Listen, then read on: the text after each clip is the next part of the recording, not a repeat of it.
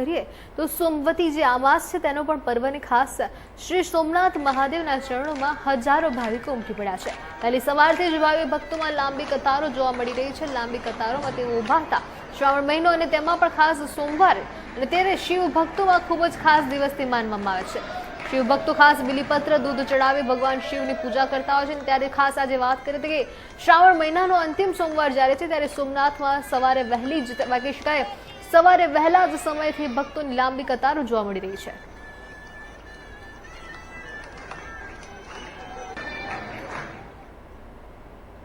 શ્રાવણ માસના છેલ્લા દિવસે ખાસ શ્રાવણ માસના છેલ્લા સોમવાર અને પિતૃ અમાવસના વિશેષ સંયોગ બની રહ્યો છે। ત્યારે ખાસ વાત કરીએ શિવ ભક્તોની ભીડ શિવાલયોમાં જોવા મળી રહી છે। દ્વારકા પાસેના નાગેશ્વર મહાદેવ મંદિર ખાતે વહેલી સવારથી જ હજારો શિવ ભક્તો દેવાધિદેવના દર્શન કરી ભક્તિમય માહોલ જોવા મળી રહ્યું છે।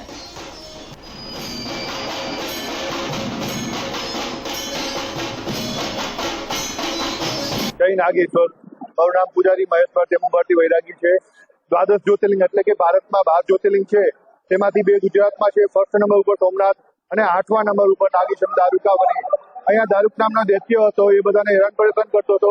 તો સુપ્રિય શિવ ભક્તની રક્ષા માટે ભગવાન અહીંયા જ્યોતિર્લિંગના રૂપમાં બિરાજમાન થયા અને દારૂક નામના દૈત્યનો વધ કર્યો।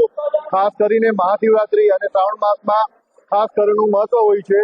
લોકો મહાઆરતી મહાશૃંગારના દર્શન કરવા માટે દૂર દૂરથી લોકો એકત્ર થાય છે અને ખાસ કરીને સોમવતી અમાસ આ વર્ષે 5 સોમવાર છે, એમાં એક જે લાસ્ટ અત્યારે જે સોમવાર છે એ સોમવતી અમાસ છે, જે પિતૃનો દિવસે હોય છે।